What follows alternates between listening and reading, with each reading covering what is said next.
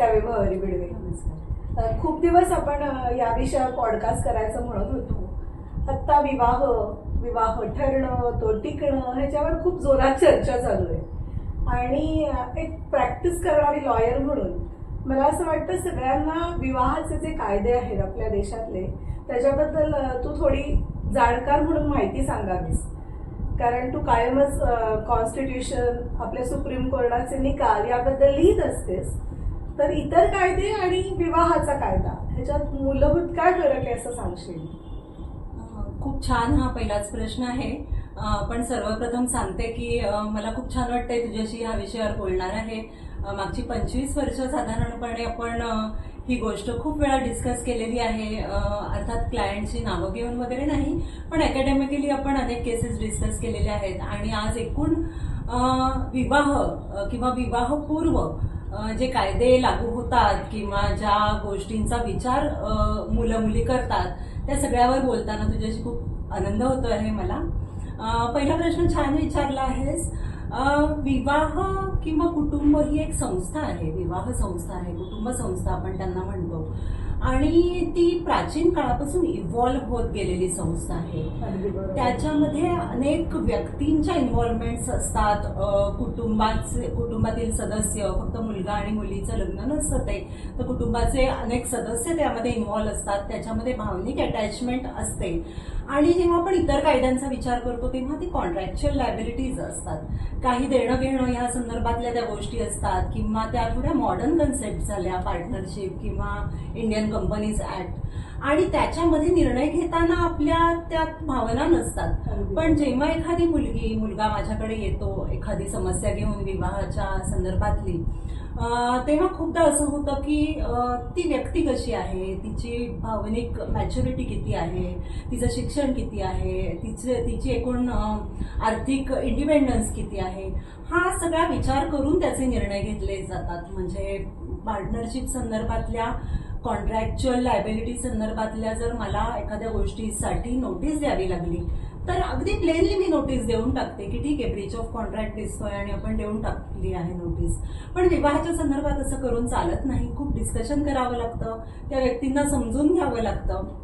आणि एकूणच ही सामाजिक संस्था आहे, त्याच्यामुळे त्या संदर्भामध्ये थोडा वेगळा विचार करावा लागतो.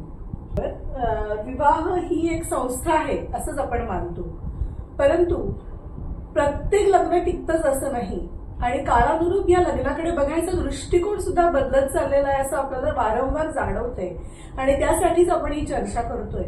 तर मला एक जाणून घ्यायचं आहे की एखादा मुलगा आणि एखादी मुलगी यांनी परस्पर संमतीने लग्न ठरवलं आणि ते पार पाडलं, मग ते मित्रांच्या उपस्थितीत असेल किंवा काही वेळा पिक्चरमध्ये दाखवतात तसं देवळात जाऊन केलेलं लग्न असेल, तर ते कायदेशीर दृष्ट्या मान्य असतं का, वैध असतं का?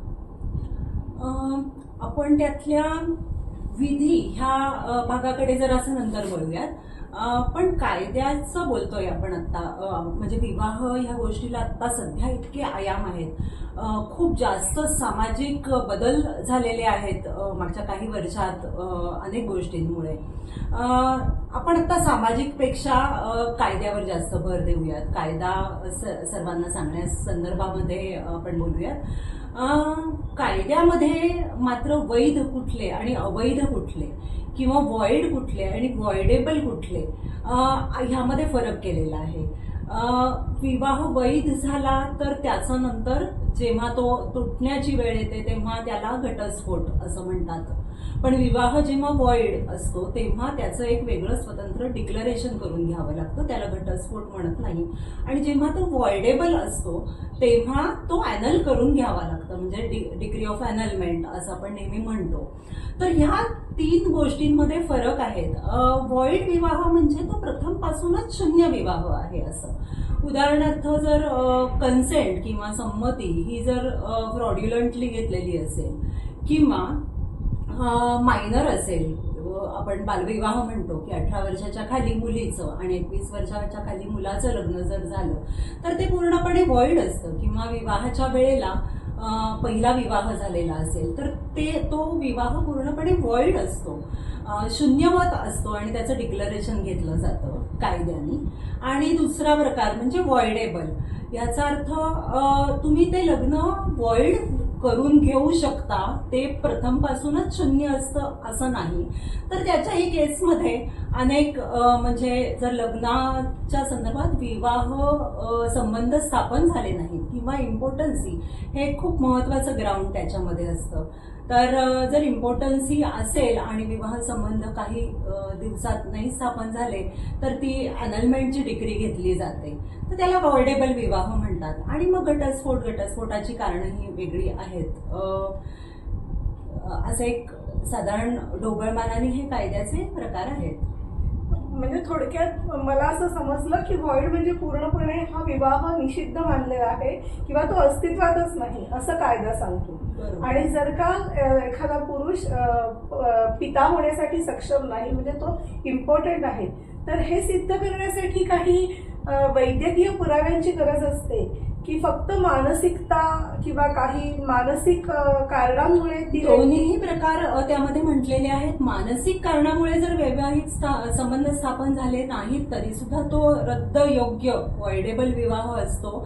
आणि खरोखर मेडिकल ग्राउंड जरी असेल तरी सुद्धा तो विवाह तसा शून्यवत करून घेता येऊ शकतो. व्हॉइड विवाहामध्ये आणखीन एक महत्वाचं आपण आता जे बोलतो आहोत ते हिंदू विवाह कायद्याच्या संदर्भात बोलतो आहोत. कारण आपल्याला माहिती आहे की प्रत्येक धर्मियांचे वेगवेगळे कायदे आहेत. तसंच स्पेशल मॅरेज ऍक्ट म्हणून पण एक ऍक्ट आहे आणि त्यानुसार पण ह्यातले काही कायदे वेगळे आहेत. बऱ्यापैकी हिंदू विवाह कायदा आणि स्पेशल मॅरेज ऍक्ट हे मॉडर्न किंवा अपडेट झालेले कायदे आहेत असं आपण म्हणू शकतो. मात्र काही धर्मियांचे कायदे अजून तितकेसे अपडेट झालेले नाहीयेत असं आपण म्हणू शकतो. त्याच्यामध्ये सपिंड आणि निषिद्ध विवाह संबंध अशा दोन कॅटेगरीज हिंदू विवाहामध्ये केलेल्या आहेत.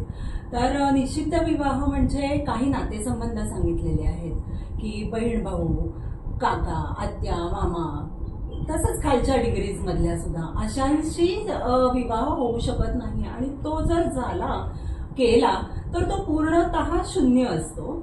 आणि सपिंड म्हणजे वडिलांच्या बाजूनी 5 पिढ्या आणि आईच्या बाजूनी 3 पिढ्या रक्ताचे नातेसंबंध ह्याच्यामध्ये जर विवाह झालेला असेल तर तो पण पूर्णतः शून्य असतो.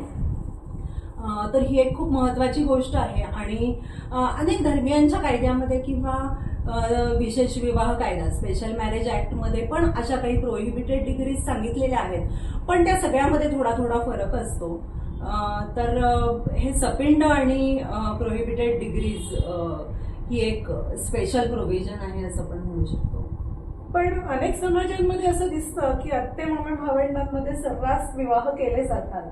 तर अशा प्रसंगामध्ये जर का कायद्याची मदत घ्यायची वेळ आली तर कायदा काय सांगतो? आपण म्हटलं तसं की विवाह संस्था ही इव्हॉल्व्ह होत गेलेली संस्था आहे. आणि हिंदू विवाह कायदा असू किंवा कुठलाही कस्टमरी कायदा आहे, कस्टम्स मधून तो खूप डेव्हलप झालेला आहे. आणि म्हणजे प्रथा परंपरांमधून तयार झालेला. त्यामुळे हिंदूंमध्ये सुद्धा एखाद्या कम्युनिटीमध्ये जर त्याप्रमाणे ती प्रथा असेल, परंपरा असेल तर ते तेवढ्यापुरतं एक्सेप्शन मानलं जातं आणि तो विवाह त्यावेळेला ती प्रथा प्रूव्ह करावी लागते मात्र दरवेळेस. आणि त्यावेळेला तो विवाह हा वैध असतो. म्हणजे असा विवाह जर का तुमच्या विशिष्ट जमातीमध्ये किंवा विशिष्ट प्रकारच्या एखाद्या कम्युनिटीमध्ये बाकीच्या लोकांना मान्य असेल तर कायदा त्याला मान्यता देतो. कस्टम असेल तर आणि कस्टम प्रूव्ह करावी लागते. म्हणजे तशी प्रथा परंपरा असेल तर तो कायदा तिथे या विवाहाला मान्यता देतो. बरोबर. तर आता आपण हिंदू धर्मातल्या वैध आणि अवैध विवाहांबद्दल चर्चा करतोय. तर त्याच्यानंतर माझ्या मनात सहज येणारा हा प्रश्न आहे की अनेकदा एखादा मुलगा किंवा एखादी मुलगी जोडीदाराला पूर्वकल्पना न देता दुसऱ्या विवाह करतात आणि त्याबद्दल अजिबात कल्पना दिलेली नसते आणि अन्याय होतो दुसऱ्या पार्टनरवरती. तर अशा वेळेला कायद्याच्या तरतुदी काय आहेत? तू एका अगदी महत्वाच्या मूलभूत प्रश्नाला हात घातलायस ते म्हणजे बायगमी. यामध्ये 2 भाग आपण करू शकतो. एक म्हणजे पहिला विवाह अस्तित्वात असताना दुसरा विवाह करणं, ह्याच्यामध्ये पहिल्या पत्नीचे काय राईट्स आहेत. तर म्हणजे तिला न सांगून व्हॉटेवर जो काय विवाह केलेला असतो तर त्याला दुसरा लग्न हा आपल्या म्हणजे पूर्णपणे गुन्हा आहे, फौजदारी गुन्हा आहे आणि त्याला 7 वर्षापर्यंत शिक्षा आहे.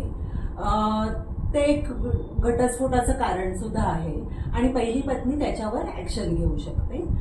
दुसरा मुद्दा म्हणजे जो दुसरा विवाह केलेला असतो तो दुसरा विवाह करताना पहिलं लग्न झालेलं आहे हे न सांगता त्यांनी जर विवाह केला तर तो बायगमीचा गुन्हा तर ठरतोच, 2 विवाहाचा गुन्हा तर ठरतोच, पण फ्रॉड म्हणजे जी काही संमती त्यांनी त्या दुसऱ्या मुलीची घेतलेली असेल तर ते एक प्रकारचं फ्रॉड ठरतं आणि म्हणूनही तो एक वेगळा गुन्हा ठरतो आणि म्हणूनही त्याच्यावर फौजदारी कारवाई होऊ शकते. तर ह्या 2 गोष्टी आहेत आणि प्लस ते घटस्फोटाचं कारण आहे. त्याच्यामुळे आपल्याकडे 2 विवाह हे पूर्णपणे अमान्य आहेत आणि त्या केसमध्ये दुसरा विवाह झाला आहे हे प्रॉपर सिद्ध करावं लागतं. म्हणजे दुसरा विवाह नुसता देवळामध्ये जाऊन मंदिरामध्ये जाऊन एकमेकांना माळा एक्सचेंज केलेल्या आहेत किंवा वरमाला घातलेल्या आहेत म्हणजे दुसरा विवाह नाही. आणि असे अगदी केस लॉ सुद्धा आहे, सर्वोच्च न्यायालयाने हे सांगितलेलं आहे. तर हा विवाह दुसरा विवाह मानला जात नाही, त्याच्यामुळे तो दुसरा विवाह कायम सिद्ध करावा लागतो. तर आपण लग्नाच्या वैध अवैधतेबद्दल जेव्हा बोलतो तेव्हा मला कायम सिरियल्समध्ये पिक्चरमध्ये जो एक सीन दाखवतात की ते देवळात गेले आणि 7 फेरे व्हायच्या आधी कोणीतरी येऊन ते लग्न मोडलं किंवा काही वेळा मांगने सिंदूर भरलं. तर नेमकं कुठल्या क्रिया किंवा कुठले विधी केले की मग तो विवाह वैध होतो, कायदेशीर होतो, याबद्दल काही विशिष्ट तरतुदी आहेत का कायद्यावर? हो नक्कीच. कारण असे प्रसंग वारंवार येत असतात. एक व्यक्ती लग्न झालंय म्हणत असते, दुसरी व्यक्ती ते अमान्य करत असते. आत्ताच आपण बोललो तसं की फक्त मंदिरात जाऊन वरमाला एकमेकांना घातल्या म्हणजे काही विवाह वैध होत नाही. तर न्यायालयाने म्हटलेलं आहे की तुमच्या कस्टम्समध्ये जे तुमच्या प्रथा परंपरांमध्ये जे विधी अनिवार्य आहेत ते व्हायला पाहिजेत. सर्वसाधारणपणे त्यामध्ये सप्तपदी, लाजाहोम आणि कन्यादान हे विधी सर्वोच्च न्यायालयाने हिंदू विवाह कायद्याअंतर्गत अनिवार्य मानलेले आहेत. आणि ज्या कस्टममध्ये, ज्या प्रथेमध्ये सप्तपदी हा विधी अनिवार्य असतो त्याच्यामध्ये 7वं पाऊल पूर्ण व्हावं लागतं तर तो विवाह झालेला आहे हे असं मानलं जातं. तर ह्याच्यामध्ये असंच एक शंकर भाऊराव म्हणून एक सर्वोच्च न्यायालयामध्ये झालेला आहे. तर त्यांनी असाच दुसरा विवाह केला आणि हे विधी मात्र नीट झालेले नव्हते तर त्या न्यायालयाने त्याचा विवाह हा अमान्य ठरवला, दुसरा विवाह. म्हणजे जेव्हा विवाह होतो तेव्हा हे विधी झाले आहेत हे बघणं ही मुलगा आणि मुलगी यांच्यासाठी अत्यंत महत्वाचं आहे आणि कायदा तसं घडलं तरच तुमच्या पाठीशी उभा राहतो हे मला वाटतं सगळ्यांनी लक्षात ठेवायला. नक्कीच. आणि त्याचबरोबर दुसरा प्रश्न की आजकाल फार लवकर मुलं वयात येतात आणि मग प्रेम प्रकरण चालू होतात आणि मग लग्न करायचंही फार घाईघाईनी काही वेळेला अपरिपक्व वयात ठरवलं जातं. तर हा विवाह बालविवाह म्हणून केव्हा गणला जातो आणि त्याच 2 व्यक्तींनी नंतर त्यांचं विवाहाचं वय झाल्यानंतर तेच लग्न कंटिन्यू केलं तर ते वैध मानलं जातं का त्यांना परत एकदा हे लग्न करणं महत्वाचं आहे? बालविवाह आपल्याकडे पूर्णपणे मनाईच आहे. बालविवाहाला कायद्याअंतर्गत त्याला शिक्षा सुद्धा आहे. लग्न लावून देणारे व्यक्ती, पालक आणि लग्न करणारे सुद्धा 18 वर्षाच्या खाली मुलीचं आणि 21 वर्षाच्या खाली मुलाचा जर विवाह झाला तर तो व्हॉइडेबल असतो आणि त्या व्यक्ती सज्ञान झाल्यानंतर 2 वर्षाच्या आतमध्ये जर त्यांनी तो नाकारला तर तो रद्द होऊ शकतो विवाह. पण 2 वर्षानंतर जर त्यांनी तो कंटिन्यू केला तर तो विवाह मात्र वैध मानला जातो का? पूर्णपणे वॉइड, पूर्णपणे शून्य असा बालविवाह मानला जात नाही. कारण की कायद्याने कितीही गोष्टी केल्या तरी समाजामध्ये आज हे बालविवाह झालेले दिसतात.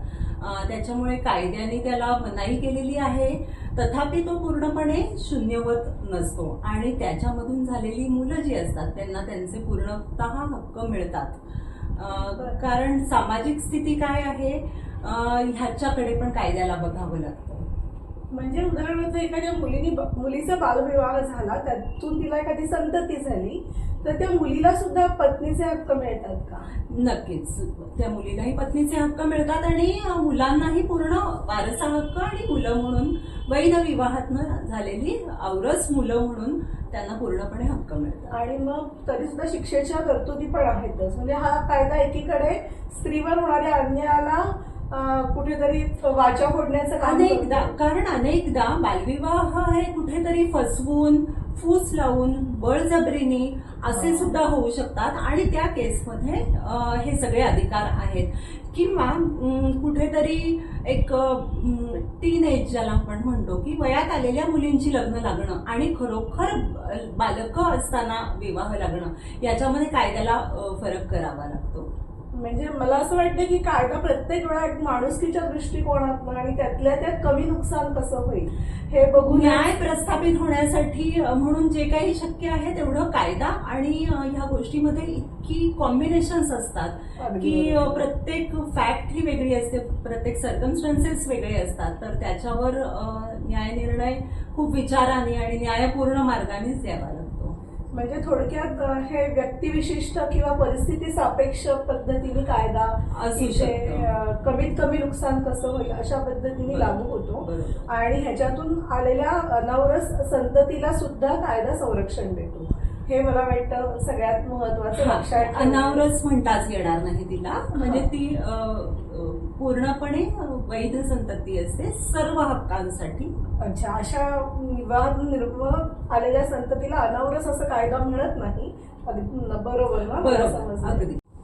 तर विवाह करताना अनेक वेगळ्या वेगळ्या बाबींकडे आपण बोललो, चर्चा केली. पण खूप लोकांना आता नवीन काळात हा प्रश्न पडतो की जसजसा काळ बदलला तसं मुली शिकल्या आणि परदेशात जायला लागल्या आणि मग अनेकदा मुलगा परदेशातच असतो आणि मुलीला परदेशात जायचं म्हणून ते रजिस्टर्ड मॅरेज आधी उरकून घेतात एक फॉर्मॅलिटी म्हणून आणि मग नंतर धार्मिक पद्धतीने लग्न करतात. तर ह्या दोन लग्नांमध्ये नक्की फरक असतो आणि विवाह नोंदणी पद्धतीने केलेला विवाह या बाबतीत कायदेशीर तरतुदी काय आहेत आणि त्याच दोन व्यक्तींनी परत एकदा धार्मिक पद्धतीने लग्न केलं तर नक्की कुठला विवाह कायदा त्यांना लागू होतो? दोन प्रकारच्या नोंदणी होतात.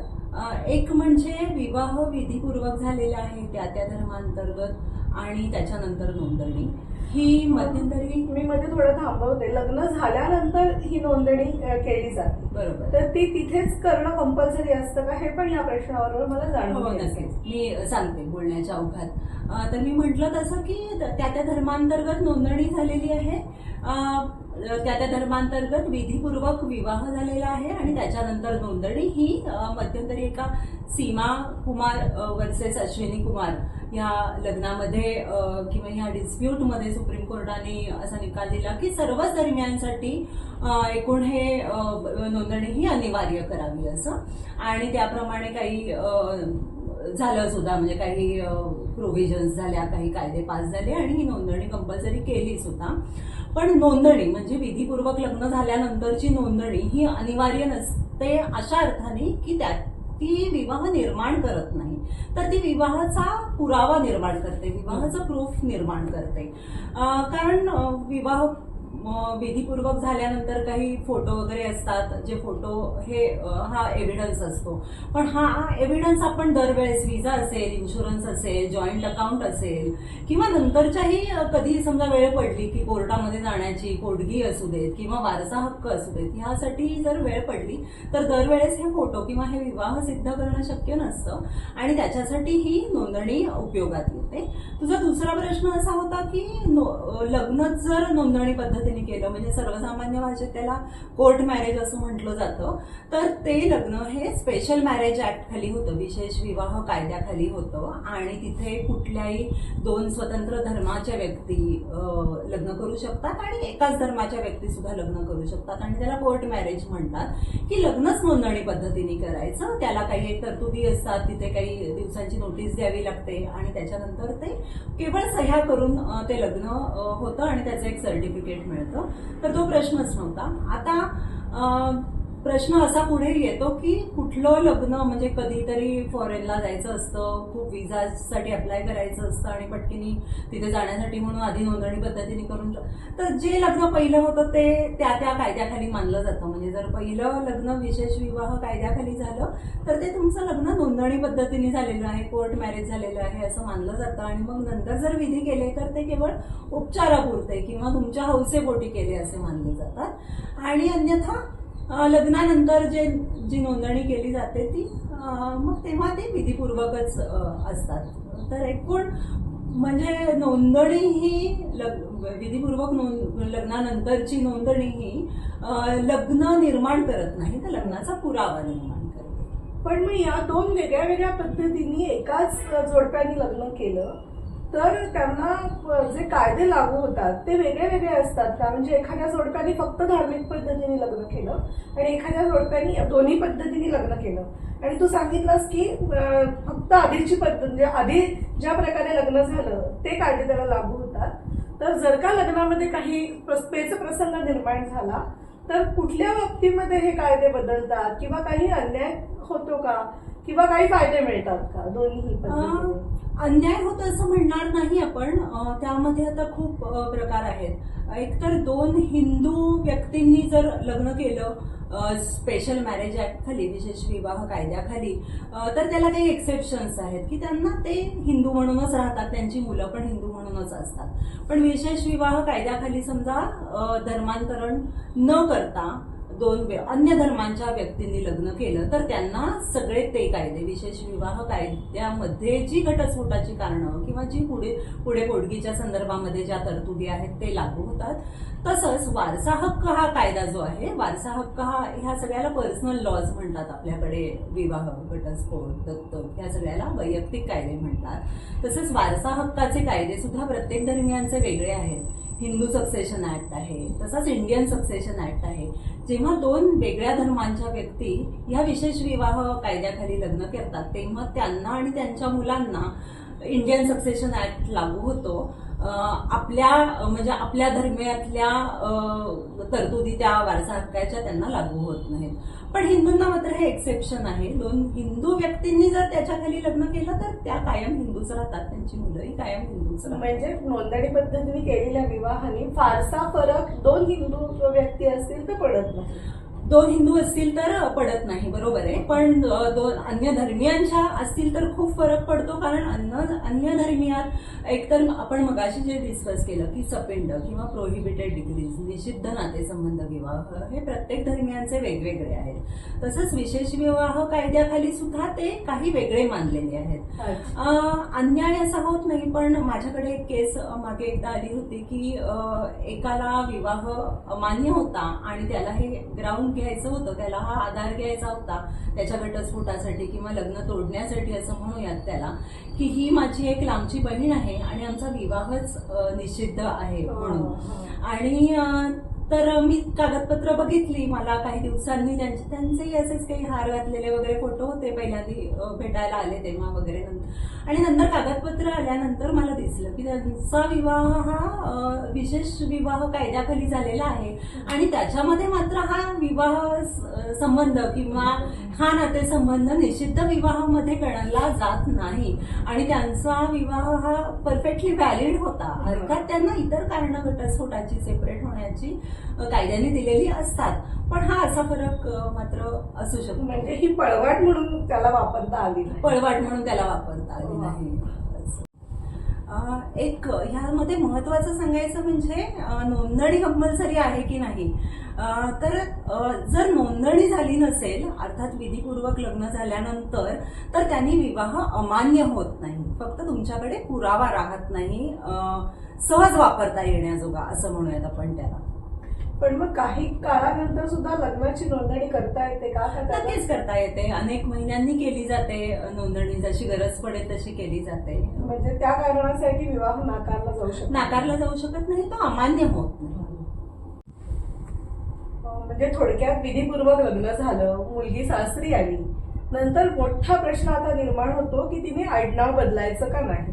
अनेकदा सासरच्यांचा आग्रह असतो की तिने आपलं आडनाव लावावं आणि तिला वाटत असतं की मी माझ्या आईवडिलांनी मला मोठं केलंय, ती माझी आयडेंटिटी आहे. अनेकदा ती प्रस्थापित झालेली असते एखाद्या प्रोफेशनमध्ये किंवा काही लेखन करत असेल तर तिचं आधीचं नाव प्रस्थापित असतं आणि तिला आडनाव बदलायचं नसतं. तर अशा वेळेला कायदा कोणाच्या बाजूनी असतो? ह्यात कायदा कुठेही कसलीही अडकाठी करत नाही. तुम्ही नाव बदललं तरी सुद्धा ते मॅरेज सर्टिफिकेटवर येतं किंवा एखाद्या ॲफिडेव्हिटनी किंवा गॅझेटमध्ये पब्लिश करून ते होऊन जातं. नाही बदललं तरी सुद्धा कायदा काही असं म्हणत नाही की तुम्ही नाव बदलणं गरजेचं आहे असं. तर हा पूर्णपणे वैयक्तिक निर्णय असतो त्या स्त्रीचा, तिच्या घरच्यांचा आणि आजकाल तर मुख्यत्वे दोघांचा मिळून असा निर्णय असतो. आणि अनेक मुली आता नाव बदलत नाहीत. खरोखर त्यांनी पहिल्या नावाने ओळख प्रस्थापित केलेली असते. अनेक डॉक्युमेंट्सवर पहिलं नाव असतं आणि अशा वेळेला नाव बदललं जात नाही. तर मला असं वाटतं की हा पूर्णपणे व्यक्तिगत प्रश्न असतो. यात कायदा कुठलंही कंपल्शन करत नाही किंवा कुठलीही आडकाठी सुद्धा करत नाही. वैयक्तिक माझं थोडंसं ह्या बाबतीत थोडं वेगळं मत आहे, पण ते अर्थात अगदी माझं आहे. म्हणजे मला असं वाटतं की आपण आडनाव त्या कुळाचं लावावं ज्या कुळासाठी आपण काहीतरी करत असतो. नॅचरली असं होतं की लग्नानंतर आपण त्या कुळामध्ये जे काही करत असतो, कुळधर्म असतील किंवा त्या घरामध्ये असं होतं. आणि दुसरा एक प्रश्न म्हणजे ओळखीसाठी असेल तर अर्थात आता मी विभावरी मोडक या नावाने लग्नाच्या आधीपासून अर्थातच प्रसिद्ध होते किंवा माहिती होते काही क्लायंट्सना किंवा काय. पण मला असं वाटतं की आपण जेव्हा असं की स्त्रीवादासाठी आडनाव बदलण्याचा विचार करतो, न बदलण्याचा रादर, तेव्हा मला असं वाटतं की एवढं करून आपण आपल्या वडिलांचंच आडनाव लावत असतो. ते काही आईचं आडनाव लावत नसतो. म्हणजे कुठेतरी ते वडिलांचं म्हणजे पतीचं लावायचं का वडिलांचं एवढाच तो प्रश्न असतो. पण अर्थातच आपली ओळख असते, असावी आणि प्रत्येकाने ती जपावी सुद्धा, काहीच प्रश्न नाही. आता मला थोडं आणखी पुढच्या मुद्द्याकडे जायचंय. मला विचारायचंय की दोन वेगळ्या धर्मातल्या व्यक्तींनी एकत्र येऊन लग्न करायचं ठरवलं तर कुठल्या पद्धतीने त्यांनी लग्न करावं म्हणजे त्यांना कायद्याचा पाठिंबा मिळू शकेल? पूर्ण दोन वेगळ्या धर्माचे पती पत्नी आहेत. आपण म्हणजे इतर धर्मियांनी काय करावं काही म्हणजे मी फारशी बोलू शकत नाही. हिंदूंविषयी अर्थात आपण आता हिंदू कायद्यांविषयी प्रामुख्याने बोलतो आहोत म्हणून सांगते की हिंदू व्यक्तींनी दुसऱ्या धर्मियांच्या व्यक्तींशी लग्नच करू नये, खरं सांगायचं तर मुलींनी खास करून. कारण की आता खूप मोठे सामाजिक प्रश्न आहेत. हा एक खूप मोठा एका स्वतंत्र पॉडकास्टचा विषय होऊ शकतो आणि ह्याच्यावर आपल्याला खूप बोलता येईल. त्याच्यावर सर्वोच्च न्यायालयाचे अनेक निकाल आहेत की हे विवाह अगदी छान संमतीने होत आहेत अशातला भाग नाहीये. त्याच्यामध्ये लव्ह जिहाद सारखा अँगल आहे. धर्मांतरणासाठी हे विवाह कुठेतरी फूस लावणं, कुठेतरी खूप जास्ती प्रभाव टाकणं, खूप जास्त ती संमती त्या व्यक्तीची फ्री नसणं, ह्यामध्ये असे खूप प्रकार झालेले आहेत. आणि धर्मांतरणासाठीही लग्न होत आहेत. त्याच्यामुळे मला म्हणजे हा आता खरं तर हा सांगण्याचा मुद्दा नसेलही कदाचित, कारण आपण फक्त कायद्यांविषयी बोलतो आहोत. तरी सुद्धा मी असं सांगेन की हिंदू मुलींनी खास करून असे विवाह करूच नयेत. त्याला दुसरं आणखीन पण एक कारण आहे की हिंदू ही आपण जीवनशैली मानतो. It's a way of life असं आपण म्हणतो. आणि त्यावेळेला अशी जर लग्न केली तर ही पूर्णपणे जीवनशैली, जीवन पद्धती बदलणं आणि ती लग्न एकूण सस्टेन होणं, टिकणं हे सुद्धा खूप अवघड झालेलं दिसलेलं आहे. आणि खूप अशा केसेस बघितलेल्या आहेत. त्याच्यावरनं असं आपण म्हणू शकतो. पण तरी खूप समजुतीने, खूप मॅच्युअर्ड असतील दोघंही जण, छान शिक्षण असेल आणि हा कुठलाही भाग मी म्हणते तसा नसेल तर अर्थातच त्यांनी कुठल्याही धर्माच्या अंतर्गत लग्न करण्यापेक्षा विशेष विवाह नोंदणीखाली लग्न करावं, स्पेशल मॅरेज ऍक्ट खाली लग्न करावं, नोंदणी पद्धतीने करावं. म्हणजे जे काही अपडेट झालेले कायदे असं मी म्हणेन त्याला, चांगले किंवा मॉडर्न असं म्हणण्यापेक्षा ते अपडेट झालेले जे काही कायदे आहेत ते हा स्पेशल मॅरेज ऍक्ट खालचे ते त्याला लागू होतात. त्याच्यामध्ये पोटगी असेल, दत्तक असेल, सक्सेशनच्या संदर्भामधले कायदे असतील तर ते पुढे त्या व्यक्तीला लागू होतात. ओके. आता मला एक सांगा की आता आपण जे काही लग्न कार्य करतो, लग्न कार्य करताना आपण जे काही नियम पाळतो, त्याही पलीकडे जाऊन मला विचारायचं आहे की आता दोन देशातले लोक मुलं मुली सुद्धा एकमेकांशी लग्न करण्याची खूप सारी परिस्थिती आजूबाजूला दिसते, कारण आता मुलींचा संचार वाढलेला आहे. तर अनेकदा भारतीय मुलगी आणि परदेशातला मुलगा किंवा उलट असंही घडताना दिसतं. अशा वेळेला कुठल्या कायद्याखाली त्यांचं लग्न वैध मानलं जातं? तुम्हाला जिथे राहायचं असतं तिथे हे कसे लँड लॉज किंवा भूमीचे कायदे असतात, तर तुम्ही जिथे परमनंटली राहण्याचं तुमचं जिथे इंटेन्शन असतं तिथला कायदा काय सांगतो त्याप्रमाणे लग्न करावं असं माझं मत आहे. आणि त्याप्रमाणे त्याचं रजिस्ट्रेशन्स आणि ह्या सगळ्या गोष्टी पार पडाव्या. जिथे तुम्हाला राहायचं असतं तिथेही लग्न करावीत असं. म्हणजे एक भारतीय मुलगी जर का लग्न करून परदेशात गेली तर तिथले कायदे तिला लागू होतील, बरोबर? नाही, त्याच्यामध्ये अनेक गोष्टी आहेत. म्हणजे भारतीय मुलींनी इथे लग्न केलेलं असेल तर ते पुन्हा, कारण इथेही हिंदू विवाह पद्धतीने ती लग्न करतेच, पण तिला तिकडे घटस्फोटाच्या पण तिला तिथे तरतुदी किंवा तिला तिथे काही ग्राउंड्स आणि ह्या सगळ्या गोष्टी तिथे मिळू शकतात, कारण ती तिथे राहत असते. आणि त्याच्यानंतर अशा डिक्रीज किंवा असे डिवोर्स हे इथे ग्रांट करून घेतले जातात. तर ह्यातल्या म्हणजे तुम्ही जर त्या धर्माचे राहिलात, तुम्ही हिंदू आहात, हिंदू धर्माचे राहिलात, धर्म न बदलता तुम्ही लग्न केलं तर तुम्हाला हे हिंदू जे वैयक्तिक कायदे आहेत तेच लागू होतात. अच्छा. आणि काही वेगळ्या कायद्यांमध्ये लग्न हा करार मानला जातो आणि आपल्याकडे लग्नाला संस्कार मानला जातो. तर ह्या नेमकी दोन गोष्टीमध्ये फरक काय आहे? एकतर अनेक धर्मियांमध्ये लग्न हा करार मानला जातो. आपल्याला माहितीये की सरळ अगदी काझी विचारतात, कबूल है क्या, कबूल है असं म्हटलं जातं. आणि आपण म्हणतो तसं की आपण त्याच्यामध्ये खूप जास्ती कर्तव्य प्रधानता आहे. म्हणजे त्याच्यामध्ये खूप आपल्याला तात्विक लेवलला मागे जावं लागेल जेव्हा आपण त्याला संस्कार म्हणतो. हे आपल्याकडे 16 संस्कार सांगितलेले आहेत, पण ते का सांगितलेले आहेत हे बघायला गेलं तर आपली खूप मोठी फिलॉसॉफी आहे किंवा खूप मोठं ते त्याच्यामध्ये अध्यात्म आहे.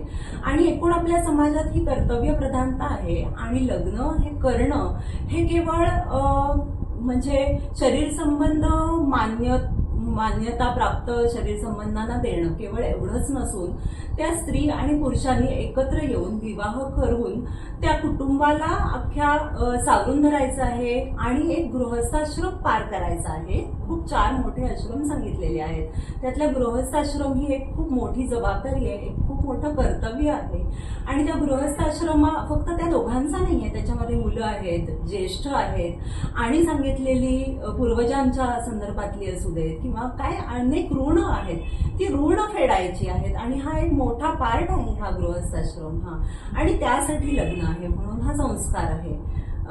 तर करार आणि संस्कारामध्ये हाच फरक आहे की करार हा साधारणपणे मोडण्याच्या अपेक्षेने केला जातो. मोडताना काय त्याच्यामध्ये लागू होईल, मोडलं तर त्याची पोटगी किती असेल, मेहर किती दिली जाईल वगैरे वगैरे अशा गोष्टी असतात. पण आपल्याकडे म्हणूनच मॅरेज हे कधीच म्हणजे मोडता येण्याजोगं असं कधीच नव्हतं. अर्थात आपण जेव्हा पुढे गेलो आणि आपले कायदे जेव्हा कोडिफाईड केले तेव्हा काही त्याला आपण आधार दिले की वेगळं तरतुदी केल्या, काही घटस्फोटाच्या तरतुदी, सेपरेशनच्या तरतुदी आपण काही केल्या.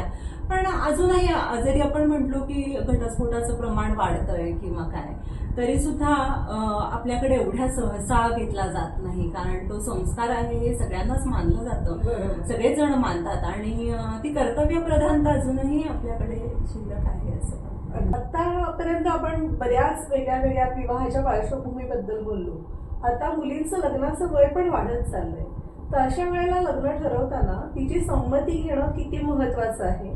आणि संमती न घेता बळजबरीने जर काय एखादा विवाह केला गेला किंवा त्याच्याही पुढे जाऊन दोघांनी मिळून नवरा बायकोनी ठरवून विवाह केला परंतु घरच्यांची त्याला परवानगी नाही आणि मग नंतर ऑनर किलिंगच्या केसेस काही घडतात, जसं आपण सैराट पिक्चरमध्ये पाहिलं.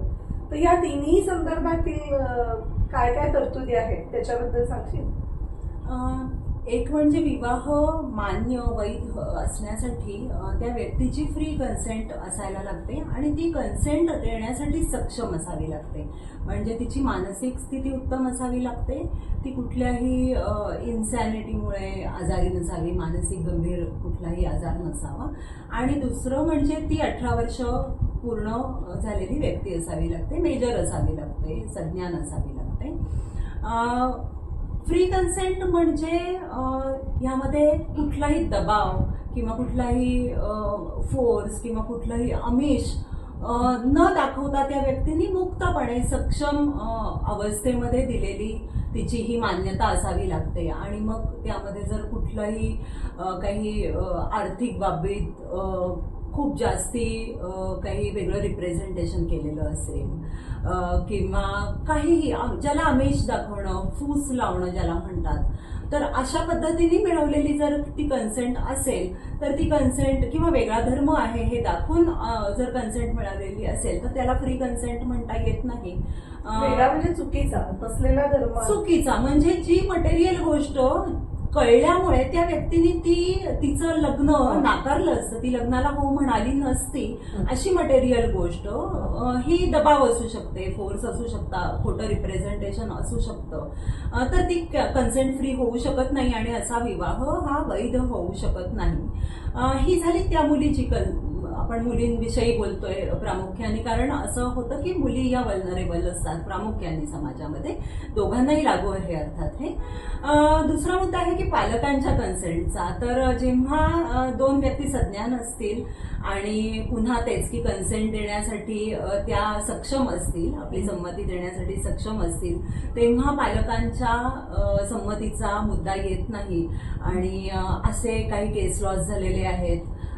अनेक खाप पंचायतीच्या संदर्भामध्ये असा सर्वोच्च न्यायालयाने निकाल दिलेला आहे. शक्ती वाहिनी म्हणून एक हे होतं, पब्लिक इंटरेस्ट लिटिगेशन फाईल होतं की खाप पंचायती खूप मध्यस्थी करतात. आणि पंचायतीबद्दल सांगशील? खाप पंचायती ह्या गावागावांमध्ये ज्या न्यायनिर्णय देणाऱ्या असतात त्यांना आपण संविधानिक मानत नाहीत, मात्र त्या पारंपरिक आहेत आणि त्या असतात आणि छोटे मोठे न्यायनिवाडे करत असतात आणि त्या ह्या गोष्टींमध्ये खूप इंटरफिअर करतात. आणि मग अशी जर इंटरकास्ट खास करून जर लग्न झाली तर त्या व्यक्तीवर, त्या कुटुंबावर बहिष्कार टाकणं, ह्याच्या सकट अनेक शिक्षा त्या स्वतः सुनावतात आणि वाळीत टाकणं वगैरे ही खूप मोठी गोष्ट आपल्याला असं वाटतं, पण गावांकडे, छोट्या गावांमध्ये ही खूप मोठी शिक्षा होऊन जाते, कारण त्या व्यक्तीला अनेक गोष्टींपासून, सोयीसुविधांपासून वंचित राहावं लागतं त्या कुटुंबाला खास करून. आणि ग्रामपंचायती अशा पद्धतीने इंटरफिअर करतात. तर त्या शक्तीबाईंनी या केसमध्ये असा निकाल दिला होता की इंटरकास्ट लग्न करणारे जर ते संज्ञान असतील आणि सक्षम असतील तर त्यांना, अशा जोडप्यांना ऑनर किलिंगपासून, ऑनर किलिंगच्या पण घटना घडत असतात, त्यांच्यापासून संरक्षण देण्यात यावं किंवा एखाद्या ऑफिसरची नेमणूक करण्यात यावी आणि पोलिसांनी आणि राज्य शासनाने अशांना संरक्षण देण्यात यावं, कारण की अशा घटना खूप घडलेल्या दिसतात, ऑनर किलिंगच्या घटना घडलेल्या दिसतात, ग्रामपंचायतींनी अशा प्रकारे बहिष्कार घालण्याच्या घटना घडलेल्या दिसतात. तर इथे सर्वोच्च न्यायालयाने कायमच मान्य केलेलं आहे की दोन संज्ञान व्यक्तींनी केलेला विवाह हा कायम वैध असतो, मग तो घरच्यांच्या विरोधात जाऊन केलेला का असेना. आणि दुर्दैवाने असं होतं की हेच इंटरफेथ मॅरेज, म्हणजे हे आपण इंटरकास्ट मॅरेजच्या संदर्भामध्ये बघितलं, पण इंटरफेथ मॅरेजमध्ये पण अशा घटना घडलेल्या आहेत. इंटरफेथ मॅरेज म्हणजे नक्की काय? वेगळ्या धर्मियांचं, दोन वेगळ्या धर्मियांच्या व्यक्तींचं लग्न, एकमेकांशी झालेलं लग्न, आणि त्याही केसमध्ये कुटुंबांचा विरोध असतो. मध्यंतरी एक अखिला किंवा हदिया केस ज्याला म्हणतात, ती घडली होती केरळमध्ये, ही केस झाली होती आणि ती मुलगी मेडिकल शिकत होती आणि तिने असंच धर्मांतरण पण केलं आणि त्याच्यानंतर विवाह केला. वडिलांनी रिट पिटिशन फाईल केलं कोर्टामध्ये आणि त्यांनी खूप पुरावे दिले की कशा प्रकारे इथे केरळमध्ये धर्मांतरणं घडवून आणली जात आहेत आणि स्वतः तिला सुद्धा अनेक प्रवचनं, अनेक लेक्चर्सच्या माध्यमातून तिचं मतपरिवर्तन केलं गेलं होतं आणि हे सगळं सर्वोच्च न्यायालयापुढे आलं. लव जिहाद हा शब्द त्याच्यामध्ये वापरला गेला, तरी सुद्धा सर्वोच्च न्यायालयाने मात्र निकाल दिला की ती संज्ञान आहे, मुळामध्ये ती डॉक्टर मेडिकल शिकत होती, डॉक्टर व्हायला आली होती आणि तरी सुद्धा असा निकाल दिला की नाही, ह्या सज्ञान व्यक्तीने तिने सक्षमतेने केलेलं लग्न आहे आणि जोपर्यंत ती म्हणत नाहीये की मला हे फोर्सफुली लग्न झालेलं आहे किंवा जोपर्यंत माझी कन्सेंट ही फ्री आहे हे ती म्हणती आहे तोपर्यंत ते लग्न त्यांनी वैध ठरवलं. मात्र खरं तर फ्री कन्सेंट ह्या गोष्टीवर विचार करण्याची गोष्ट आहे की तुम्हाला जेव्हा शेकडो प्रवचनांद्वारे शेकडो लेक्चर्सद्वारे तुमच्यावर असं हॅमर केलं जातं एखादी गोष्ट आणि तेव्हा तुम्ही त्याला बळी पडून, थोडक्यात तुम्ही कुठेतरी वेलनरेबल असतात, मुली किंवा टेंडर एजच्या असतात आणि त्याला बळी पडून तुम्ही हो म्हणता लग्नाला, ते केलं जातं. हा समाजाने आणि सगळ्यांनीच विचार करण्याचा, मला वाटतं ही कुठेतरी कायद्याची मर्यादा आहे की बरोबर. कायदा फक्त एका ठराविक चौकटीतच विचार करतो, तर आपण बरोबर. सामाजिक भान म्हणून या सगळ्या गोष्टीकडे थोडं सजगपणे पाहिलं पाहिजे. आणि अशा काही केसेस आजूबाजूला दिसत असतील तर मला वाटतं त्याच्यात आपण काही हस्तक्षेप करता आला तर केला पाहिजे किंवा नक्कीच. योग्य ठिकाणांपर्यंत ही माहिती पोहोचवली पाहिजे, कारण अनेक यंत्रणा याच्या विरोधात काम करतायत. नक्कीच. आणि मुळात मुलींनी सुद्धा म्हणजे आपण आता म्हणतो की किती वय लहान असेल, जस्ट 18 झालेलं असेल असं म्हटलं तरी सुद्धा आपल्याला एक्सपोजर खूप असतं. जगामध्ये काय चालू आहे हे पण आपण बघत असतो. आणि मी अगदी फक्त हे इंटरफेथ मॅरेजच्या बाबतीत किंवा वेगळ्या धर्मियांशी परधर्मियातल्या लग्नाबाबत म्हणत नाही, पण येणारी व्यक्ती कोण आहे, काय सांगती आहे, तिचं शिक्षण काय आहे, म्हणजे अंधतेने जे विवाह केले जातात त्या सगळ्या लग्नांच्या बाबतीत मी असं म्हणेन. अर्थातच आजचा आपला तो विषय नाही, आपण आज स्ट्रिक्टली कायद्याला धरून बोलतो आहोत. पुन्हा हे सामाजिक भान ही एक वेगळी गोष्ट, हा एक वेगळा चर्चेचा मुद्दा त्याच्याबद्दल आहे. पण आपण नक्कीच पुढे बोलूयात, पण आता आपण पुढच्या प्रश्नाकडे बोलूयात. आता असं आजूबाजूला दिसतं की हे सगळे कायदे अस्तित्वात आहेत, परंतु मुला मुलींना तर लग्नाचीच भीती वाटायला लागली. अनेकदा सेटल व्हायचंय म्हणून, करिअर व्हायचंय म्हणून आणि त्याच्याही पलीकडे जाऊन लग्न टिकेल की नाही याची भीती वाटते म्हणून वेगळ्या वेगळ्या प्रकारे मुलं लग्न दूर ढकलताना दिसतात. त्याच्यात एक पर्याय म्हणजे लिव्ह इन मध्ये राहायचं, आणखी मग आपलं जमलं की लग्न करू, किंवा आता मला काहीतरी आर्थिक जबाबदाऱ्या आहेत, बहिणीचं लग्न व्हायचंय म्हणून नुसतं एकत्र राहू आणि लग्नाचं आमिष दाखवून संबंध, शरीर संबंध प्रस्थापित केले जातात आणि नंतर प्रत्यक्षात लग्न केलं जात नाही. अशी एक फसवणुकीची बाब काही वेळा दिसते. आणि दुसऱ्या बाजूला दोघांच्याही संमतीने लिव्ह इन रिलेशन मध्ये ते राहत असतात. तर या दोन्ही बाबतीत कायदा काय म्हणतो? आपण लिव्ह इन ह्या आजच्या ज्वलंत मुद्द्यावर आधी बोलूयात. लिव्ह इन मध्ये वेगवेगळ्या गोष्टींसाठी राहिलं जातं अर्थातच. त्यात म्हणजे त्यातला सामाजिक अँगल आपण जरा असा बाजूला ठेवून कायद्याच्या संदर्भामध्ये बोललं तर लिव्ह इनला मध्यंतरी पेपरमध्ये अशाच पद्धतीने बातम्या येतात की लिव्ह इन संबंध न्यायालयाने संमत केलेले आहेत. तर ते संमत असतात म्हणजे ते नैतिकदृष्ट्या संमत केलेले असतात असं काही कुठलंच कोर्ट असं करू शकत नाही. पण त्याच्या अनुषंगाने म्हणजे कायदा का करावा लागतो तर समाजामध्ये ज्या घटना घडतात त्या अनुषंगाने न्याय प्रस्थापित करण्यासाठी न्यायालयाला कायमच ह्या सगळ्या भूमिका घ्याव्या लागतात.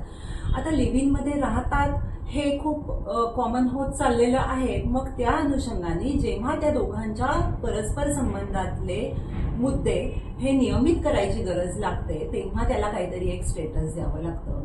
त्यामुळे आपल्याकडे असं न्यायालयाने असं दिलंय की जर लिव्ह इन रिलेशनशिप हे सार्वजनिकरित्या दोन सज्ञान व्यक्ती ज्यांनी आधी कुठलंही लग्न नाही झालेलं आहे किंवा लपून ठेवलेलं नाहीये ते लग्न, अशा दोन्ही व्यक्ती जर एकत्र राहत असतील, त्या सार्वजनिकरित्या एकत्र राहत असतील आणि दीर्घ काळासाठी एकत्र राहत असतील, म्हणजे एक दिवस एकत्र राहिल्या तर त्याला लिव्ह इन म्हणत नाही. तर अशा सार्वजनिकरित्या आणि कायमस्वरूपी दीर्घ काळासाठी एकत्र राहणाऱ्या व्यक्तींच्या संबंधांना त्यांनी या लिव्ह इन संबंधांना विवाहाचा दर्जा दिलेला आहे. तर विवाहाचा दर्जा दिलेला आहे म्हणजे काय तर नैतिकदृष्ट्या खूप मान्य केलेला आहे अशातला भाग नाही, पण त्यातनं जे कायदेशीर मुद्दे येतात की त्यातनं मुलं झाली तर त्यांना वैध मानलं गेलेलं आहे, किंवा त्यातनं डॉमेस्टिक व्हायलन्सच्या घटना घडल्या तर अर्थातच त्या स्त्रीला संरक्षण दिलं गेलेलं आहे, किंवा त्या संदर्भामध्ये जे पोटगीच्या संदर्भात वगैरे जेव्हा घटना घडतात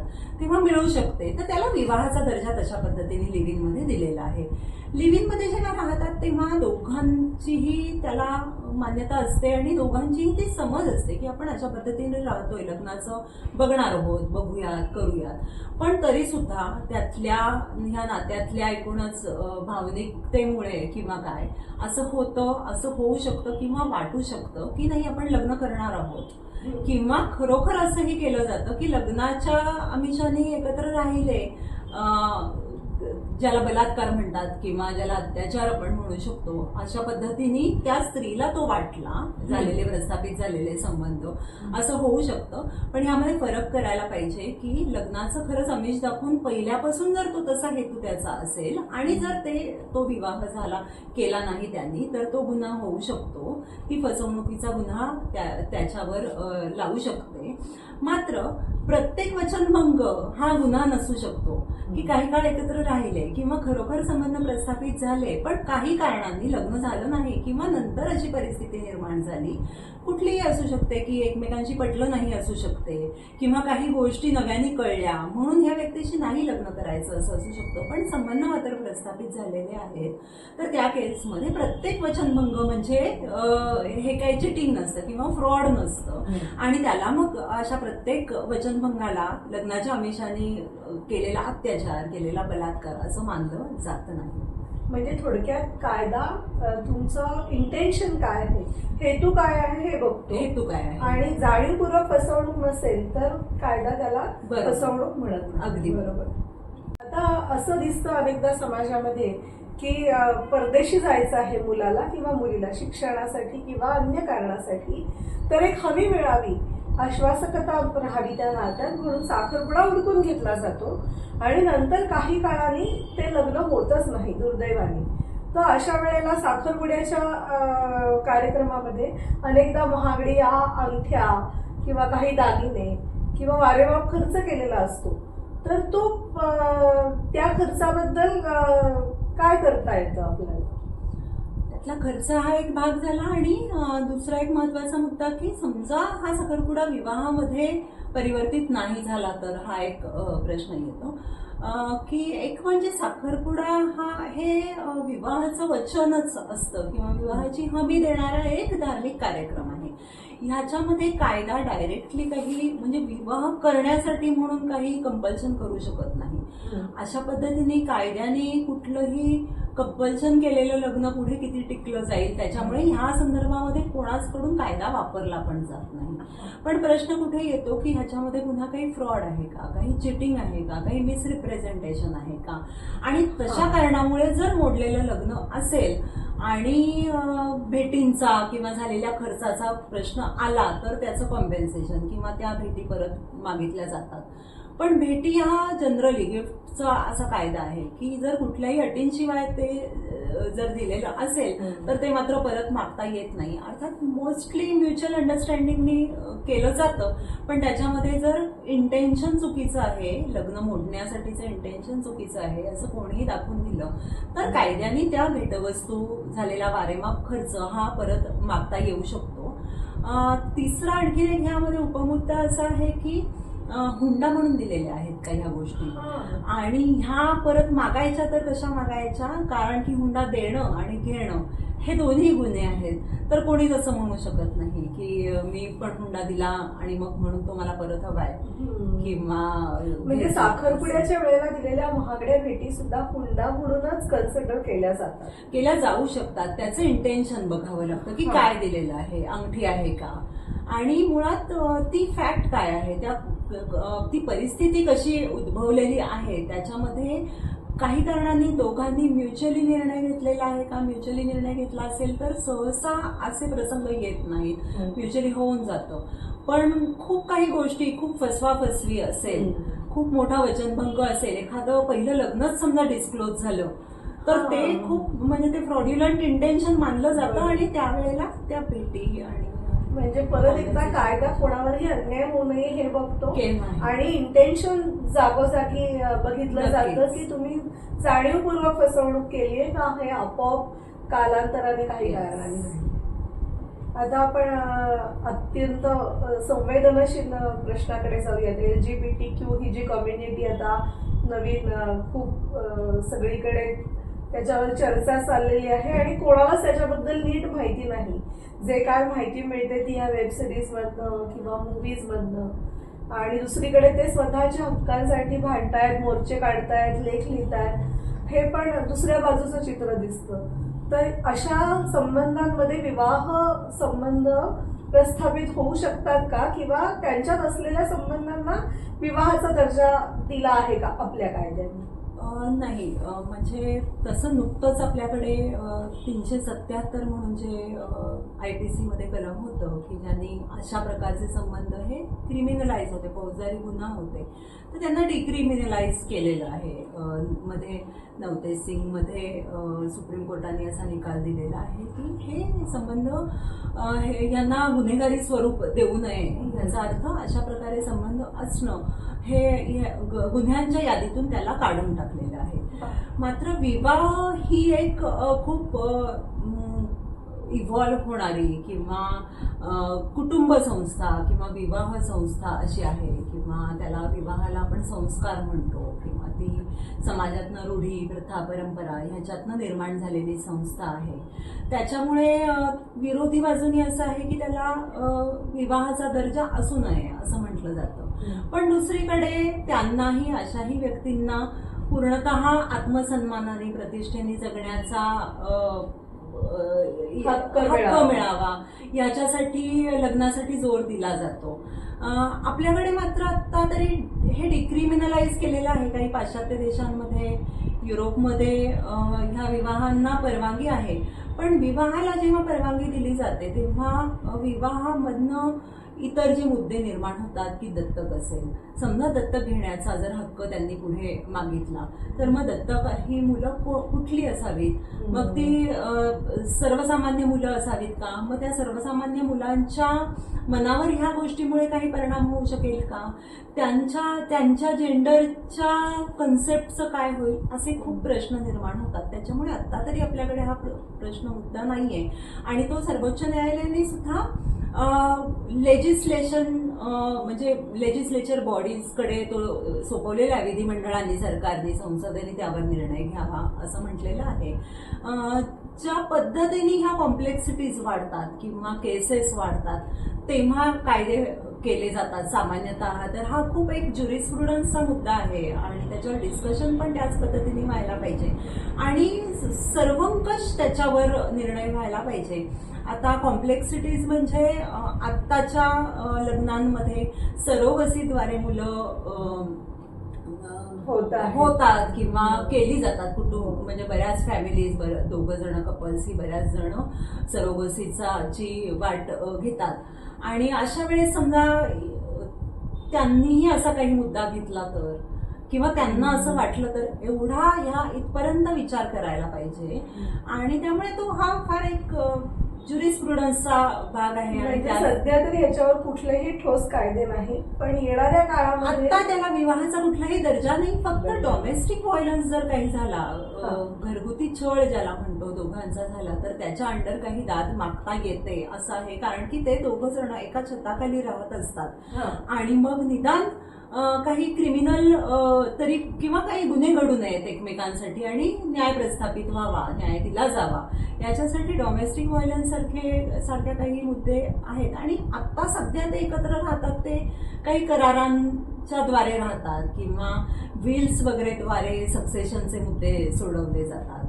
तर त्याला हे सगळ्याला उपाय असतात. तर आता त्याला कुठलाही विवाहाचा दर्जा नाहीये किंवा विवाहाच्या संदर्भामध्ये कुठलाही कायदा नाही. पण येणाऱ्या काळामध्ये जसजशी गरज पडेल तसे अन्य कायदे जसे आले आणि हळूहळू प्रस्थापित झाले, तसं जशी समाजाची गरज असेल त्याप्रमाणे आपला कायदा मला वाटतं कायमच गतिशील राहिलेला आहे. तो असा एकदाच केव्हा तरी बनला आणि तोच अजून लागू आहे असं आपण. कायदा झाल्यावर जे सर्वसामान्यीकरण होतं, जनरलायझेशन होतं आणि आता जेंडर फ्लुइडिटीच्या संदर्भामध्ये जे डिस्कशन चालू आहे किंवा खरं तर अमेरिकेसारख्या देशामध्ये जे डिस्कशन चालू आहे आणि जे खूप पिढीला प्रभावित करत आहे, ती पिढी कुठल्याही मुवमेंटला प्रभावित होता कामा नये. निसर्गतः जर असं काही असेल तर त्यांना एकत्र राहण्याचा हक्क असावा, इथपर्यंत ते असावं असं मला पर्सनली ह्या मोमेंटला वाटतं. पण त्याच्या खूप डीप डिस्कशन मध्ये आपण जायला पाहिजे. आणि मला असं वाटतं जे कायदे करतात, संसद कायदे करते, तेव्हा ह्या समित्या ह्या सगळ्याचा विचार करतात. म्हणजे कोणालावरतीच वाईट प्रसंग आला तर कायद्याचा त्याला नक्की सपोर्ट मिळावा. पण अशा प्रकारचे कायदे करून त्याचं सर्वसामान्यीकरण पण होऊ नये. किंवा आणि हे खास करून तेव्हा म्हणावं असं वाटतं जेव्हा जेंडर फ्लुइडिटी बाबत म्हणजे खूप लहान लहान मुलांना आत्ताच सांगितलं जातं की तुम्ही कोण आहे तुम्ही आता ठरवूच शकत नाही, जे निसर्गतः ते असतात. आणि ह्यानी खूप पिढ्यांवर परिणाम होतोय. आणि हे वारं आपल्याला माहिती आहे की मीडियामुळे असं काल तिकडे झालं तर आज लगेच आपल्याकडे येतं आणि आपला पण समाज त्यांनी प्रभावित होतो. तर असं होऊ नये ही एवढी साधी अपेक्षा आहे. अगदी बरोबर आहे. कारण लग्न हा जसा एक भावनिक मुद्दा आहे तसं त्याला प्रत्यक्ष संसार सुरू झाल्यानंतर व्यवहाराची जोड पण द्यायलाच लागते. तर अशा वेळेला अनेकदा लग्नाआधी घर घेतलेलं असतं किंवा पर्सनल लोन घेतलेलं असतं, इन्व्हेस्टमेंट असतात, काही वेळेला कर्ज असतात, काही कोर्ट केसेस चालू असतात. तर अशा बाबी जर का एकमेकांपासून लपवलेल्या असतील तर त्या बाबतीत काही कायद्याच्या तरतुदी आहेत का, आणि ह्या न लपवणं किती महत्वाचं आहे? एक तर लग्न म्हणजे पारदर्शकता असते, त्याच्यामुळे नक्कीच प्रत्येक गोष्ट, फायनान्शियल गोष्टी असतील, स्वतःचे काही गंभीर आजार असतील, म्हणजे गंभीर आजारांचं तर एक वेगळंच आहे की इन्सॅनिटी सारखे किंवा काही लैंगिक आजार, HIV सारख्या गोष्टी जर लपवल्या तर ती पूर्णतः फसवणूक मानली जाते आणि विवाह रद्द होतात वगैरे वगैरे. फायनान्शियल गोष्टी सुद्धा पारदर्शकता अर्थातच असायला पाहिजे विवाह टिकण्यासाठी. कायद्याच्या बाजूने जर म्हटलं तर अशी गोष्ट जी मुद्दाम लपवलेली आहे त्याचं जर इंटेन्शन असेल आणि ती गोष्ट लपवली नसती तरी ह्या व्यक्तीने होकार दिला नसता अशी जर ती गोष्ट असेल तर अर्थातच ती फसवणूक म्हणून मानली जाते, तेवढी जर ती मोठी असेल तर. आणि तसं नसेल समजा तर केव्हा इथे विवादांना तोंड फुटतं की म्हणजे ठीक आहे ती तेवढी मेजर तर गोष्ट नाहीये पण ह्या गोष्टी नव्याने कळल्या तर विवादांना तोंड फुटतं. आणि मग कुठेतरी ती त्याला छळवणूक किंवा खोटेपणा असं मानलं जाऊन त्याचं पुन्हा परिवर्तन घटस्फोटाकडे होऊ शकतं. त्याच्यामुळे नक्कीच ह्या सगळ्या गोष्टी आधी डिस्क्लोज करणं खूप गरजेचं आहे. आणि हे सगळं करताना काही लेखी कायदा किंवा कॉन्ट्रॅक्ट कसं केलं जाऊ शकतं का? तसं काही माझ्या वाचनात किंवा कानावर आलं की असे काही करार परदेशात विवाहाच्या संदर्भामध्ये विवाहाचेच करार केले जातात, त्याला प्रीनप करार असं म्हणतात. प्रीनप अग्रीमेंट्स ही केली जातात. आपल्याकडे मात्र असे करार कुठेही वैध नाही आहेत. आणि ह्या करारांमध्ये काय असतं तर आपण जेव्हा घटस्फोट घेऊ तेव्हा त्याची आपली जी मिळकती आहे त्याच्या वाटण्या कशा होतील किंवा मुलं जर झाली तर त्यांना किती पैसे जातील, त्यांच्याकडे किती पैसे जातील. तर थोडक्यात ना त्यांच्याकडे जी विवाह संस्था आहे किंवा जे विवाहाचे प्रकार पाश्चात्यांच्या संदर्भामध्ये मी ही कंपॅरिझन करते की त्यांचा ना एक्झिट प्लॅनच आधी तयार असतो. म्हणजे ते मोडणारच आहे 2 वर्षांनी किंवा करारच मुळात 2 वर्षांसाठी 5 वर्षांसाठी केला जातो आणि तो एक्झिट प्लॅन त्यांचा तयार असतो म्हणून हे करार केले जातात. आणि आपण अगदी सुरुवातीला म्हटलं तसं आपल्याकडे तर विवाह हा करार नाही, आपल्याकडे हा संस्कार आहे, त्याला जन्मोजन्मीचं नातं मानलं जातं. आणि विवाहाच्या संदर्भामध्ये जर कुठलं वचन असेल, कुठला करार असेल तर ते नातीछरामी असं आहे. मला असं वाटतं की मी कुठल्याही गोष्टीचा अतिरेक करणार नाही, मी वासना किंवा उपभोग ह्यातला कुठल्याही गोष्टीचा अतिरेक करणार नाही, मी धर्माला ओलांडून जाणार नाही, मी धर्माप्रमाणे वागेल, असा हा आपला संस्कार असतो. आणि आपला हा करार नाहीये. हे झालं भावनिक तात्विक झालं, पण त्याच्या व्यतिरिक्त सुद्धा आपल्याकडे असे प्रीनप करार हे कुठल्याही पद्धतीने वैध नाही आहेत. आणि आपल्याकडे कधीच लग्न अशी 5 वर्ष करूयात मग त्यातनं मूल झालं की त्यांना एवढे पैसे जातील, त्यांना वारसा हक्क असा मिळेल, अशा पद्धतीने होत नाहीत. ते जन्मजन्मांतरीसाठीचेच केले जातात. मध्ये प्रॉब्लेम्स येतात, त्या दुर्दैवी घटना घडतात, त्याला काही इलाज नाही. तर आता खरं सध्या अत्यंत संवेदनशील बनलेला हा मुद्दा की लग्न करावं का न करावं ते ठरत नाही, ते होताना अडचणी येतात, ते टिकत नाहीत आणि मग प्रश्न येतो तो कायद्याचा. या लग्नाच्या सामाजिक आणि मानसिक बाबींबद्दल, त्यांच्या दृष्टिकोनांबद्दल अनेकदा चर्चा झालेली दिसते, पण प्रत्यक्ष जेव्हा कोर्टापर्यंत जायची वेळ येते तेव्हा निदान आपल्याला मूलभूत कायद्यांची माहिती असावी. म्हणून ॲडव्होकेट विभावरी बिडवे या माझ्या मैत्रिणीशी खास विवाह संबंधित कायदे किंवा विवाहपूर्व लागणारे कायदे या बाबतीत आपण चर्चा केली. यातल्या कुठल्याही गोष्टी थेट तशाच्या तशा प्रत्येक व्यक्तीला, प्रत्येक स्थितीला लागू होतील असं नाही. अनेकदा त्या परिस्थितीप्रमाणे आणि व्यक्तिसापेक्ष हे कायदे बदलत असतात. परंतु कायद्याचं एक तोंड ओळख व्हावी हा या पॉडकास्टचा मुख्य हेतू होता आणि मला वाटतं तो विभा तू अतिशय सुंदर सांगितलास. गेले 25 वर्ष विभावरी प्रॅक्टिस करते आहे. फॅमिली कोर्टामध्ये तिची उत्तम प्रॅक्टिस आहे. ती उत्तम लेखिका आहे. कायद्याचं खूप ज्ञान आहे आणि प्रचंड अनुभव, संवेदनशीलता, सामाजिक जाण या सगळ्या दृष्टिकोनातून आम्ही या कायद्याची चर्चा केली. तुम्हालाही याबद्दल काही तुमचं मत मांडायचं असेल, तुम्हाला आमचा पॉडकास्ट आवडला तर नक्की कमेंट बॉक्समध्ये लिहून कळवा. तुमच्या काही वैयक्तिक सूचना असतील तर त्या आम्हाला स्वीकाराव्या आहेत, त्याबद्दलही आवर्जून सांगा. तुम्हाला आणखीन कशावरती आम्ही बोलावं असं वाटतंय तेही नक्की सांगा. ॲडव्होकेट विभावरी बिडवे यांचा संपर्क क्रमांक खाली कमेंटमध्ये देत आहोत. नमस्कार. खूप खूप धन्यवाद क्षितिजा. खूप छान झाली चर्चा. मला असं वाटतं सर्वस्पर्शी झाली. सगळ्यामध्ये खूप डेप्थमध्ये जरी जाता आलं नाही आपल्याला तरी सुद्धा सर्वसामान्यांना लग्न करताना जे प्रश्न उपस्थित होतात त्यातल्या बहुतांश मुद्द्यांवर आपण बोललो. किंवा आता विवाहाच्या संदर्भामध्ये जी काही समाजामध्ये चर्चा चालू आहे त्यातले बहुतांश मुद्दे आपण कव्हर केले. त्याच्यानंतर विवाहानंतर हे सगळं विवाहपूर्व होतं. विवाहानंतर आणखीन एक खूप मोठा अवकाश आहे आणि त्या संदर्भामध्ये लवकरच बोलायला आवडेल. खूप खूप धन्यवाद.